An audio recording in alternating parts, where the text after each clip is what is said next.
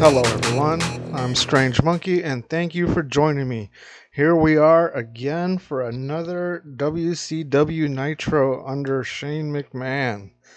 So, opening match here. It's about that didn't have much heat and terrible wrestling. Again, I'm gonna put this on the other guy, Jimmy Jacobs. I'm not gonna put it on Trevor Lee just yet, even though he's had two bad matches. The other being against Ryback, but Ryback and Jimmy Jacobs are my what do they call them in TEW? Gatekeepers, I guess. Like they're only here to lose. They're my jobbers. They're my equivalent of the Brooklyn Brawler without actually being good. So we might have to replace them, see what goes on along the way, but for now, they're good for giving people wins and getting, talent in front of the audience, which is what they're here to do.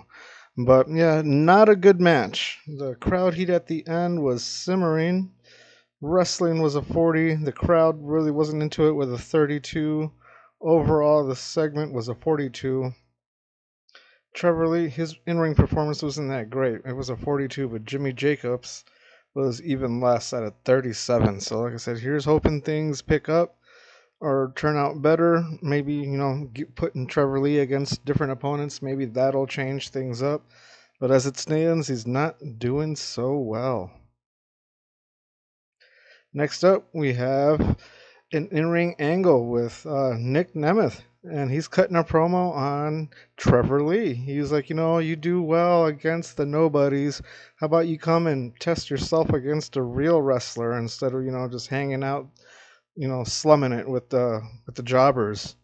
And it was an average. The crowd heat was hot and rising. He got a 63 for segment rating. He did well off script. Little foreshadowing. Oh, the face turn. Yeah, okay. Forgot we were going to turn him face. We should do that. But yeah, this angle got the crowd hotter, so I'm happy with that. And he did it above a 50. So I'm pleased with good old Nick. Maybe there'll be bigger and better things for Nick in the future. We'll see how he continues to perform. Joe Hendry. Joe Hendry out here again, living it up, talking about how good he is and how he's ready for bigger and better things himself. He's ready to lay the challenge, and he says at the next PLE Greed, WCW Greed, that he is issuing an open challenge to anybody in the back. All you have to do is say his name and he'll appear. Good old Joe Hendry. So there it is, Joe Hendry laying down the gauntlet, letting anybody know that he's there and he wants some. And it worked out. It says it only did good, but the crowd heat at the end was white hot. The segment rating did a 74. That's good. Lots of greens over here, of course. He's getting better at his gimmick. That's what we like to see. The crowd was hotter after this. He's still got a groundswell of support.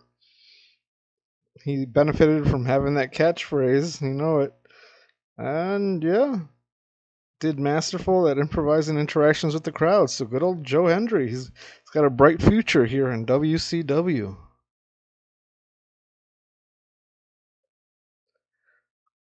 Oops. This one's a booking mistake on my part. I meant to put AJ Mendez in there, not AJ Styles, so you'll have to forgive me about this one. I am so sorry about that. I guess I should have double checked my booking before I went ahead and hit start the show. But yeah, so that's supposed to be AJ Mendez, not AJ Styles. And here's the four girls. They've been going back and forth with each other lately, and once again, they are backstage and they're in each other's faces, almost going down into a cat fight. But they all go their separate ways, and they're gonna have a tag match later. It's supposed to be. Oh my god! I can't believe I booked AJ Styles instead. So sorry about that again. But for what it's worth, he did well. He improvised well throughout the segment. Probably a little confused as why he's there arguing with the ladies. But there we are. Did a 61 for segment rating, and the crowd was very hot at the end of that segment.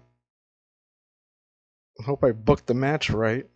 All right, I did book the match right. So here they are. They had a tag team match Ashley Flair and Toni Storm teaming up to take on AJ Mendez, not AJ Styles, and Natalia. Let's see, it was a decent match. Ashley Flair and Toni Storm picking up the win after Ashley Flair submitted Natalia with a figure four. Wow. Submitted Natalia. Okay. That's crazy. AJ Mendez and Natalia have zero chemistry as partners, alright, so we'll probably should make note of that and not put them together again. Ric Flair was out there again with his daughter, good work at ringside. Crowd heat was very hot. Wrestling 50, crowd 54, overall segment of 48. The match was poorly placed. The crowd were already hot and didn't need working. Yeah, I didn't know that having AJ Styles in there accidentally would, hype the crowd out so much to see him catfight with the ladies. But there we have it. Still, the crowd heat at the end was very hot, so that's okay. I'm happy about that. Moving on.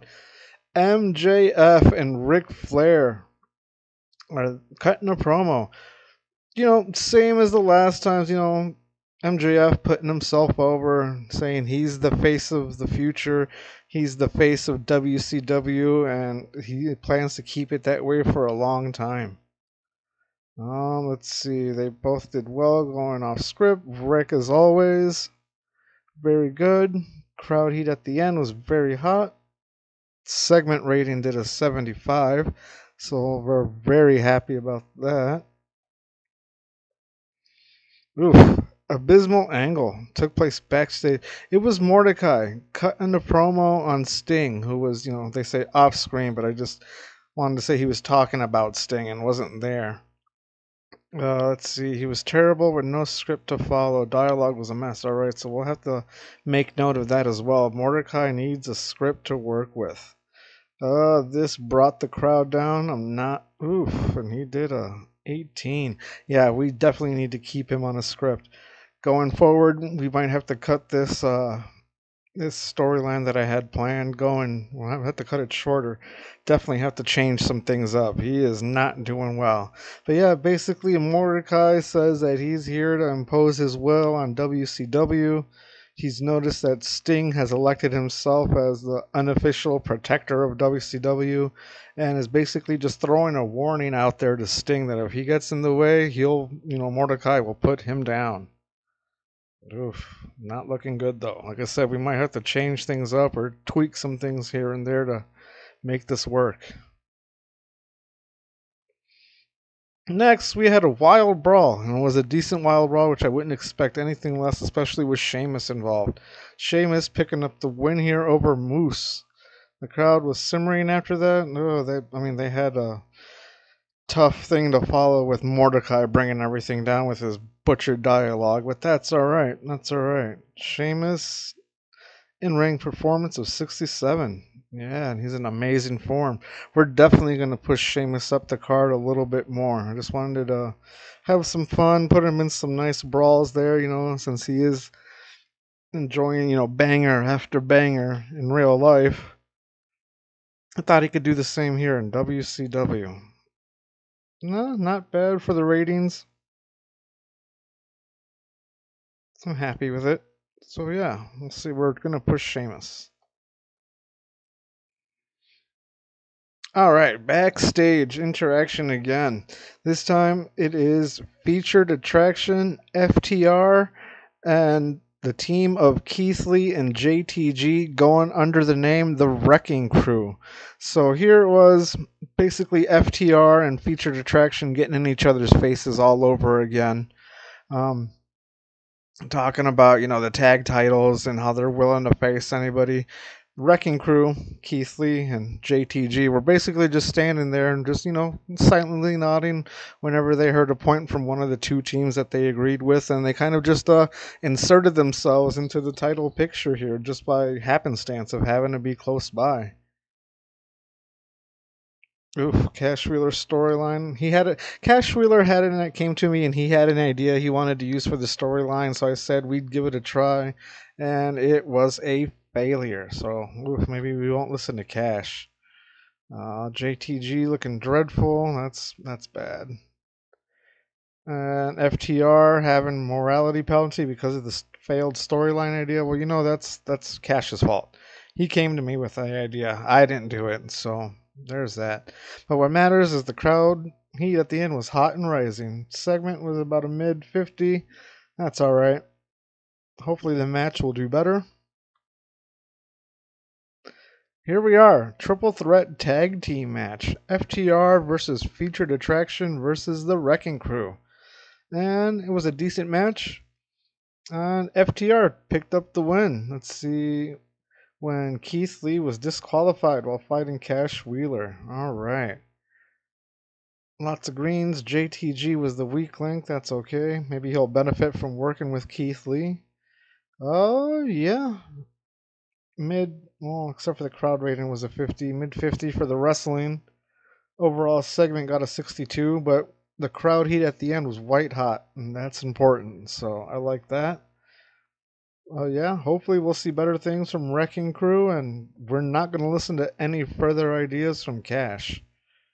I don't remember which one that was. Is Cash? I think that's FTR hair, right? He's not FTR bald, but all right. We won't listen to his ideas anymore.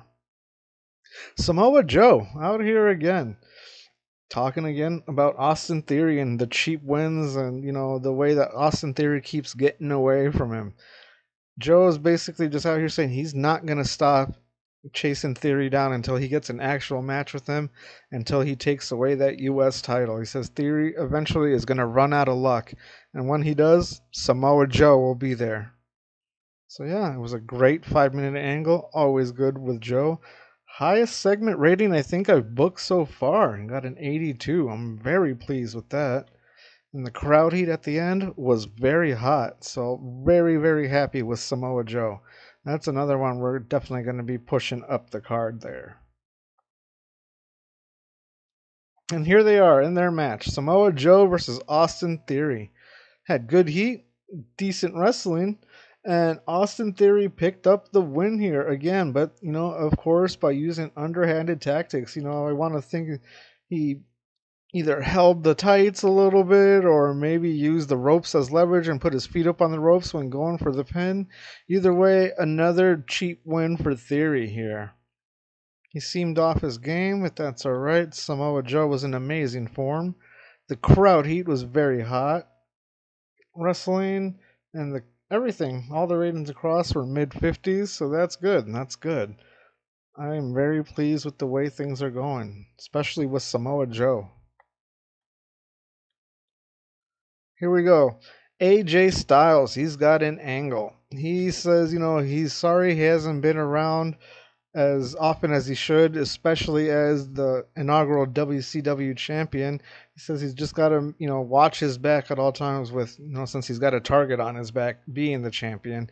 But he says that he's here and he's about had enough of hearing MJF talk about him week after week. And he's going to shut his mouth up once and for all. So it's a good 5-minute angle. Crowd heat was very hot. Segment rating was a 78.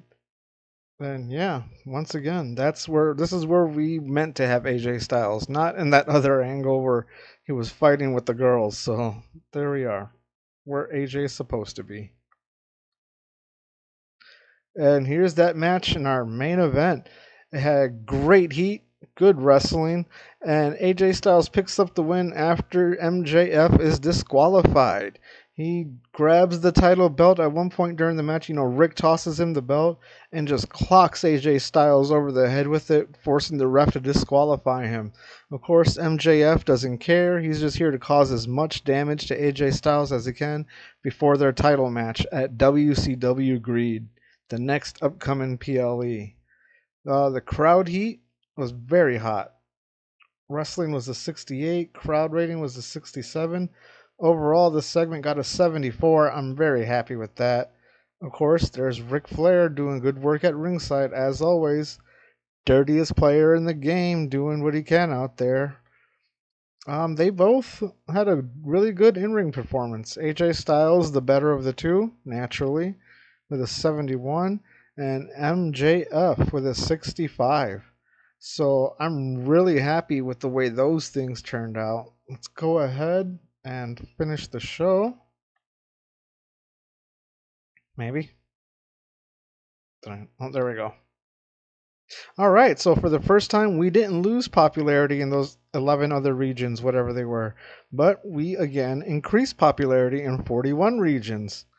Still, there's those other 3 regions that we couldn't get more fans, or we couldn't grow popularity because there wasn't more fans there to grow the popularity. So that's all right. I'm not worried about that. I'm really happy that we didn't lose popularity in the other regions. Overall rating of 73. And as you can see, other than that one abysmal spot with Mordecai, everything did pretty well. Except for Trevor Lee, but Trevor Lee didn't do as badly as Mordecai. But I think this might, in terms of segment ratings, this might be the best Nitro we booked so far.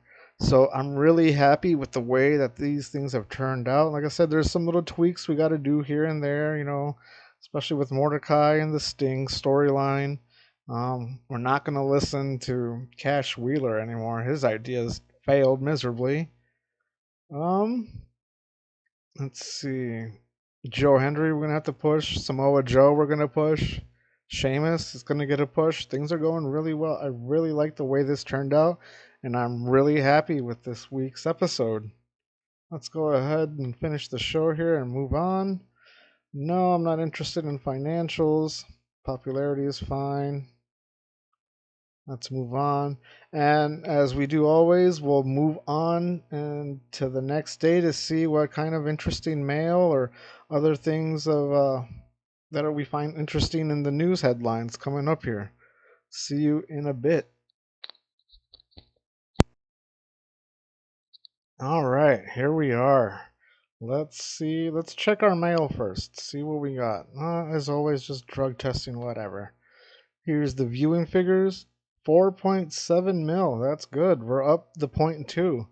The last couple of shows have been 4.5, but here we are, 4.7. I'm really happy about that. That's it for the mail. Let's see if there's anything interesting in the news. Not really. A short news week this week. Let's see how Raw did. Vast majority liked the show. They did good. Star of the show, of course, Seth freaking Rollins. What about us? How do they view us? It's been great. Drawn a lot of praise. Yeah, see, we did 5.5 thousand fans that showed up. WWE did 8.8 thousand 200. So yeah, we did pretty good. Pretty good. I didn't think, of course we'd be coming close to anything WWE does, but we're doing all right. We're doing all right. Let's see anything else. AAA, yeah, they're doing good. Bad morale and Marigold. Uh-oh. Let's see. AEW rejection. Who did they reject? Brandon Cutler. Not been offered a contract extension. Well, unfortunately, I don't have any ideas or really any room for Brandon Cutler myself, so he's just gonna have to go to some other company, maybe the Indies. Zoe Stark is out injured. Oh no. Okay, let's see. I think that's about it. Yeah, it's slow headlines, slow news week this week, but yeah, another great Nitro. I'm really happy with the way things turned out there. So we'll see. Hopefully, we'll keep this momentum going. And the next show after this, I believe, is our PLE WCW Greed. So thank you everyone for joining me again on this one, and hopefully we'll see you at the next one. Thank you again. I appreciate you guys.